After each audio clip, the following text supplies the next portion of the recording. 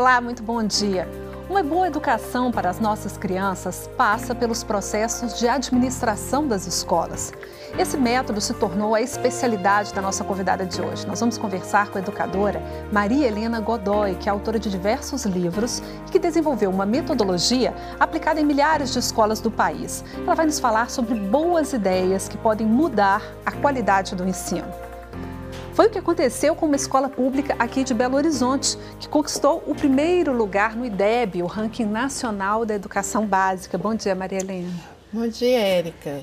A área de educação é uma área que exige muito idealismo, né? Falta recursos, falta um reconhecimento, um salário justo, mas existem ideias de gerenciamento que podem ajudar. Sim, sem dúvida nenhuma. Eu penso que há aí toda uma trajetória que nós ainda precisamos percorrer no Brasil, da valorização do professor, eu digo, na sociedade, no status do professor e também de forma do reconhecimento salarial. Isso, sem dúvida nenhuma, a gente ainda precisa trilhar esse caminho. Mas, independentemente disso, nós podemos, sim, mudar resultados na educação com um foco gerencial. E nós aprendemos isso. Eu, pessoalmente, venho trabalhando com este foco há quase 20 anos. Pois é, porque normalmente quem vai dirigir uma escola, né, um professor, né, tem muita experiência de sala de aula, aí ele vai se candidatar, vai ser eleito diretor. E a parte administrativa não foi a especialidade da formação dessa pessoa. Não. Ela teria que estudar essas técnicas de gestão, esses assuntos modernos de administração. Exatamente. Essa que é a teoria. Eu costumo dizer que nós estamos trabalhando numa lacuna que é deixada nos cursos de formação de educadores. Os educadores, eles não veem na universidade, e nas universidades de um modo geral, eles não recebem essa formação com um foco gerencial. Traduzindo, eles não são capacitados para estabelecer metas nos fins, para elaborar planos de ação e para tirar esse plano do papel, priorizando, né, as ações de maior impacto até que os resultados apareçam. Vamos dar um exemplo, então, do cotidiano da escola. Sim, um conceito básico, Érica, não se deve estabelecer metas nos meios, e sim nos fins. Então, é um conhecimento precioso que os gestores, de um modo geral, eles não dominam. Então tá, o que seriam metas, por exemplo, nos fins, numa escola? Então, metas nos fins. Aumentar o IDEB.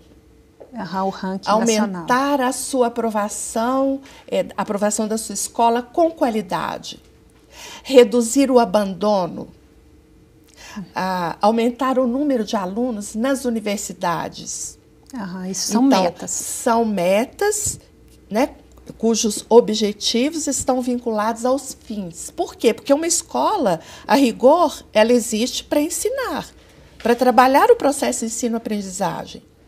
Então, se esse é o fim da escola, eu só devo estabelecer metas nesses indicadores. Ou seja, qualidade de ensino. A meta tem que ser sempre qualidade de ensino. Ensinar com qualidade. E o IDEB, por exemplo, o Índice de Desenvolvimento da Educação Básica, é um indicador do MEC hoje, oficial. Então, eu preciso, né, ter uma meta, o MEC já tem a meta estabelecida, mas eu posso ser ainda mais exigente na minha escola. E por que isso faz toda a diferença? Porque se o gestor não tem esse conhecimento e estabelece metas nos meios, ele pode se frustrar. O que seria estabelecer metas nos meios?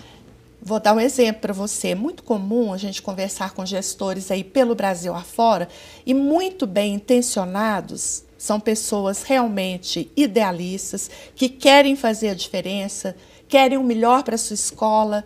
E eles dizem para nós, a minha meta esse ano é uma quadra coberta. Eu quero aqui cobrir a minha quadra de exercícios, né, de aulas de educação física, porque a minha quadra é descoberta. Então, no período de chuva, fica inviável dar aulas ali. Uhum. Não, isso não está errado, não é uma meta. Não é uma meta, isso é um meio. Ele pode conseguir, e muitos conseguem, né, uma verba diretamente da secretaria, ou conseguem até fazendo gincanas, chamando a comunidade para participar. Só que ele constrói essa quadra e o resultado dele não muda. E isso é frustrante. E assim como este exemplo, existem vários outros. A minha meta esse ano é equipar meu laboratório de informática. Uhum. Ou fazer com que ele realmente funcione, porque ele está lá trancado.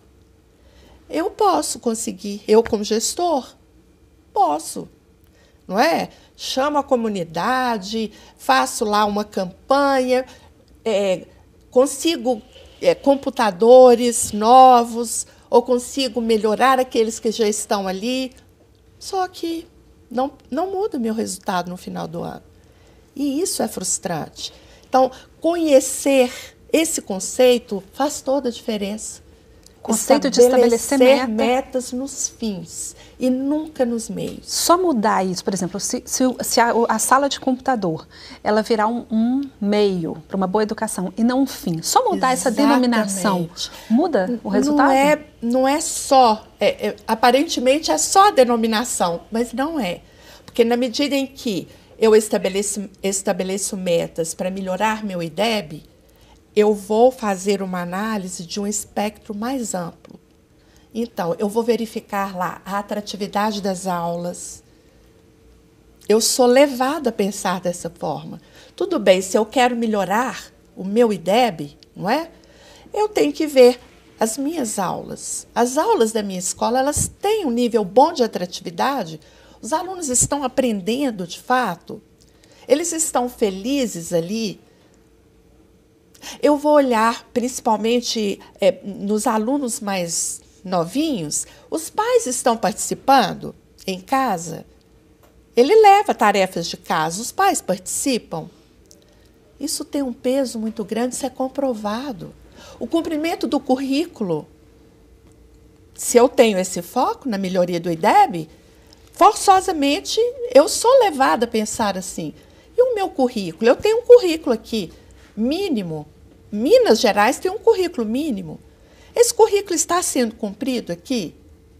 Os professores têm bons planos de curso e, mais do que isso, eles tiram esse plano do papel? Isso quer dizer que, por exemplo, você é professora, veio da sala de aula. Sim, sim. Isso quer dizer que os professores têm que sair da sala de aula para, quando forem para cargos de gestão da escola, e se qualificarem como administradores, é isso? Como gestores, eu diria assim. Isso faz diferença não só na formação daquele que é gestor da escola, um diretor, mas faz diferença também na visão daquele que está como professor na sala de aula. Teria que mudar a formação dos professores também. Esse conhecimento, ele é muito precioso, ele deveria estar nos currículos das universidades. E de uma forma muito sistemática, muito focada. Chamaria o quê? Gestão? Gestão? Gestão da escola. Gestão, nós chamamos gestão integrada, porque nós conseguimos integrar os aspectos pedagógicos com os estratégicos e os gerenciais. O que significa isso? O pedagógico é o fazer pedagógico. Não é? Uhum. O estratégico, nós vamos analisar quais são as forças, as fraquezas da escola. Isso aí é exatamente como se administra uma empresa, não é? Exatamente. Vai tratar a escola como uma empresa. Sim, porque esse conhecimento, ele é um conhecimento, o método de solução de problemas, ele é científico. Uhum. E ele é aplicável a qualquer área, né? E você tem visto os resultados nas escolas? Olha, a escola ou a rede, porque eu trabalho muito em redes também, né? Eu já trabalhei pelo menos coordenando trabalhos em algumas redes, total aí de umas 10 redes no Brasil, são mais de 5.500 escolas. quando existe uma boa liderança, o que eu chamo de uma boa liderança? É alguém, de fato, que quer conduzir esse processo, e focado em resultados, e que convocam, né, esses líderes que convocam a comunidade para somar esforços nesse sentido. Existe um bom fazer pedagógico e o conhecimento gerencial. E mais ainda, o conhecimento gerencial, ele não substitui o pedagógico. Isso é muito importante porque quando ele é apresentado inicialmente, há uma certa resistência, o pessoal olha, a educação já está tão complicada, né, com tantos desafios, agora ainda vieram com esse conhecimento gerencial. Agora a gente vai ter que fazer plano de ação com meta, indicadores exatamente. E tal. Ele não vem substituir, mas ele faz soar um alarme, mostrando onde é preciso intervir.